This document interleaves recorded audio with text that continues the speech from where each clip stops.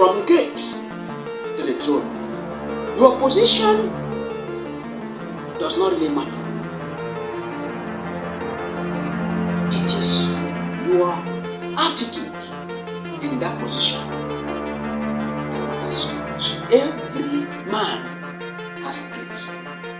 Every family has a gate. Every community has a gate. Every nation has a gate as well.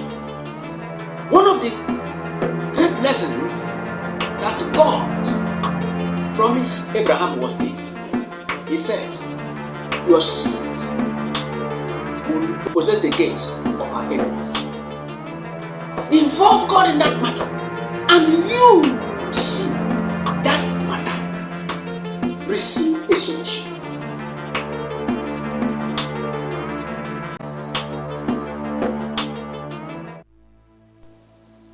From gates to the throne. Wow, that's amazing. Your position does not really matter. It is your attitude in that position that matters so much. It does not take God anything to change your position. But check if there is an attitude that is anti-connection, anti-breakthrough, anti-success, and anti-promotion. Change it immediately.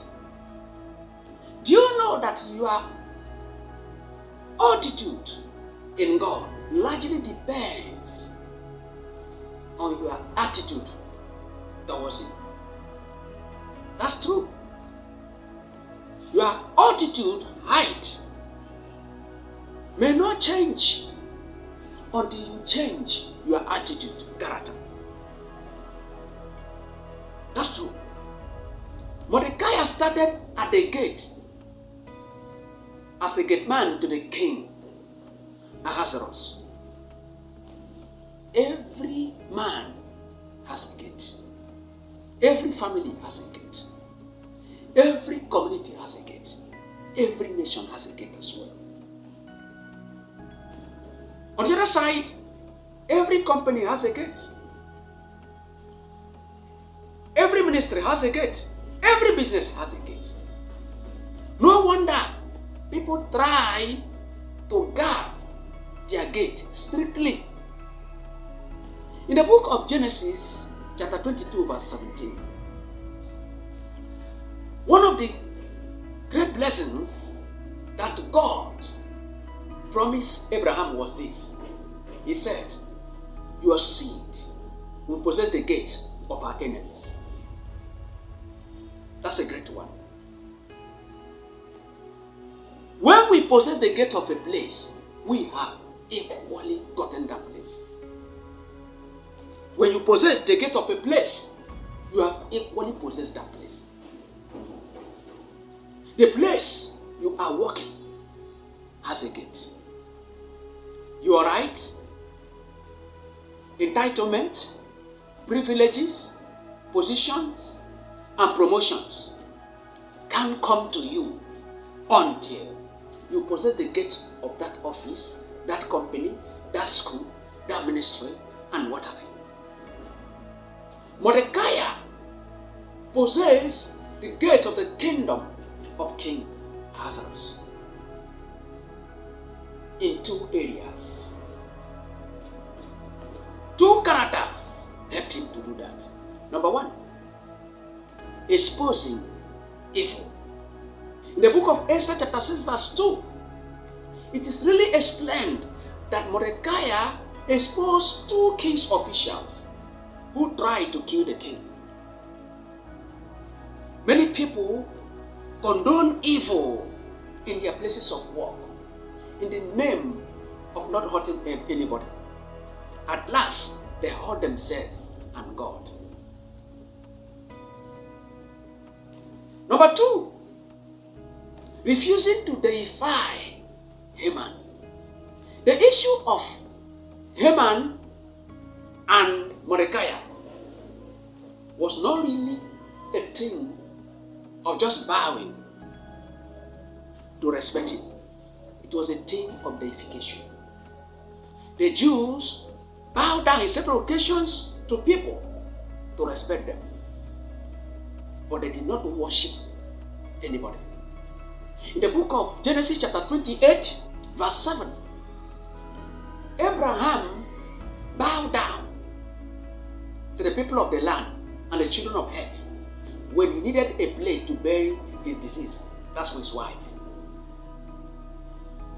In the book of 1 Samuel, chapter 24, verse 8, David bowed down to King Saul.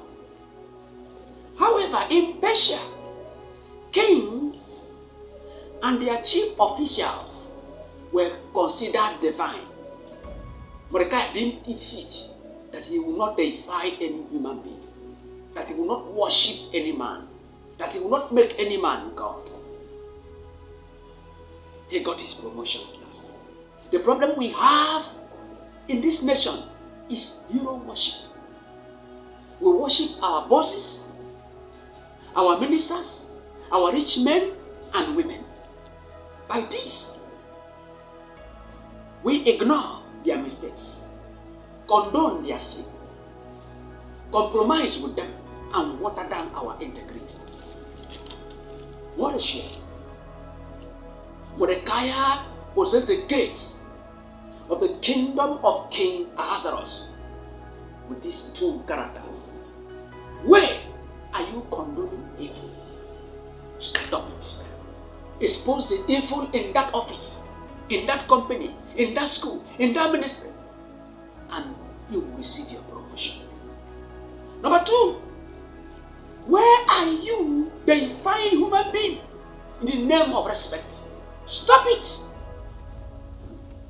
The third key that took Mordecai to the throne as assistant to the king was involving God. In most of the occasions, when things are scattered, we draw conclusion that nothing is possible again. But these people involved God. Although it was suggested by Queen Esther, but it was a teamwork. They involved God in 3 days prayer and fasting, and their matter received a solution. It is not yet over. Involve God in that matter, and you will see that matter receive a solution. You get back all that you have lost, and also what you've not gotten before. God bless you.